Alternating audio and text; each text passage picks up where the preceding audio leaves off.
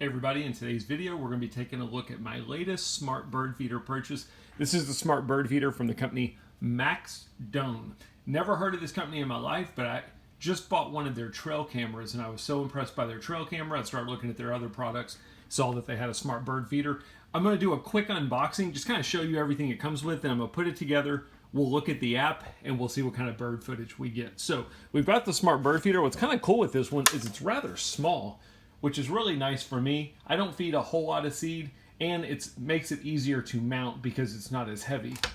But nice small bird feeder, pretty standard to other bird feeders. Pop open the back, put your seed in, can close it. Some of you might not like the color. I grew up a Houston Oilers fan, so I love the fact that it's got the Love Ya Blue colors.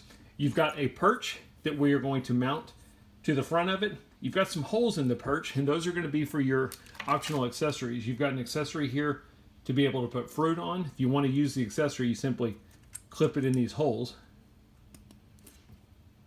and use the accessory. The other accessory they give you is a single hummingbird feeder that, again, you could clip in as well. Really great for different times of year when you have hummingbirds passing through, or maybe some fruit eating bird. I get orioles down here, so this will be handy for me. So there's that.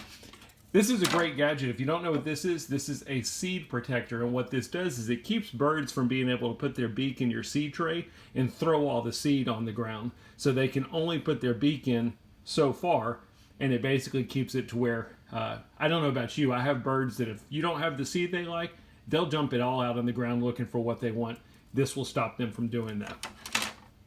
Plastic mounting arm, we're going to put that in the back of it.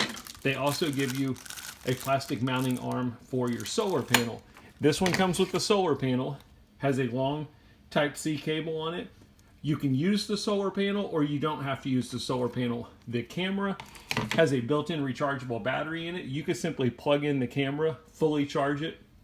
When it runs out of battery, take it back in and charge it, or you can plug in the solar panel so you don't have to do that. Cloth mounting strap, instruction manual, and then other than that, just a USB Type-C charging cable for charging your camera, and some different mounting hardware, and finally your antenna. So that's just a quick look at everything it comes with. Let me get it put together. Let's put it out, put some bird seed in it, see what kind of bird footage we get. All right, so I want to take a couple of seconds and show you guys the app that this bird feeder uses. It's called Trice Home. It's totally free. We'll talk about that here in a second. I love the bird feeder. I love the size of it. The hardware of the feeder is great. I'm not too cracked up about the app that this bird feeder uses. We'll go in and we'll take a look at it. Don't get me wrong, it works, but compared to other bird feeders I've used, I find their app a little bit easier to navigate versus this one. When you go in, you can basically see your feeder. I've only got one. If you had multiple feeders, you could link them to the app. The camera will automatically go to sleep to preserve battery life, which is kind of cool. Whenever a bird lands on it, it'll turn on, record the image, and then go back to sleep.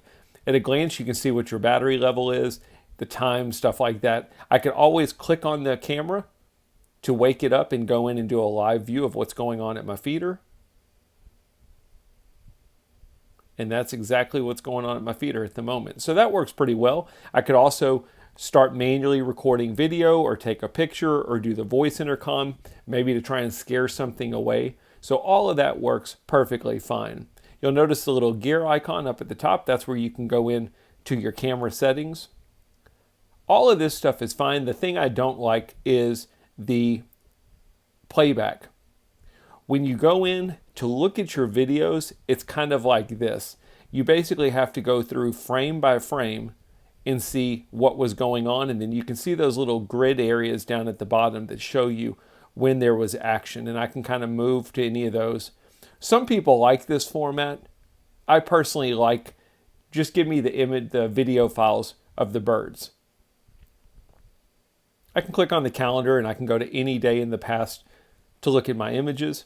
Up at the top, I can click on the SD card album and I can look at my pictures. This is another complaint I've got is, there's a Carolina wren, but I can't swipe and just go to the next image. I have to click back and then choose the next image. And you kind of get to where it's like, did I look at this already? But nonetheless, the image and video quality is very good. The camera, or I should say the Smart Bird Feeder, works really well. It's just that the app is a little bit hard to navigate. I mentioned that the app is totally free. The one thing that is not free is their cloud storage. So if you wanted to store your images in their cloud, that costs money. I'm basically just using the card playback. You've got built-in memory in your camera when you get it. I think that works perfectly fine. You can download the images or video files, so let me find a good one. If I wanted to download that, I would simply click on that given frame and choose download. And I've got my video file. I will attach some video and image files from this camera so you can get an idea of what the quality really looks like. The other thing that does cost money is the AI. So you will get notifications whenever something is at your feeder if you've got that turned on, but it will not tell you what the bird was unless you want to pay for that service. And again, that's a little bit disappointing because there's a lot of companies out there that will give you that for free. But that's a quick look at it from the main page. There's really not much to it. You've got your device, you've got your album. That's just a quick link to take you to the places that you've saved images or video files. You can talk to their customer service or you can adjust your profile information. And that's really about it. All right, so I wanted to show you guys what it looked like out on my bird pole. I did it pretty simple. I just used some clamps around the back and ran it through my pole. I'm not gonna put the solar panel on it just yet. I wanna see how long the battery lasts without it. I'm gonna put some bird seed in. We'll try and get some bird footage, and then I'm also gonna use that hummingbird attachment. Maybe we can get some hummingbird footage as well. I should also mention that it's kind of nice. You've got a lot of drain holes down here at the bottom, so if there's any kind of moisture, the water can drain out. And then you'll also see this little lip over here. That's gonna be where your seed comes out. If you feed the seed from the top and let it fall down, you could just pour seed on the tray if you just want to feed a little bit of seed. Maybe you like putting fresh seed out every morning or something like that. Just simply put it in the tray. Now I'm going to attach some sample images and videos so you can get an idea of what the quality looks like. As always, I hope this at least gave you an idea of how this smart bird feeder works in case you're sitting out there thinking about buying it. Thanks for watching.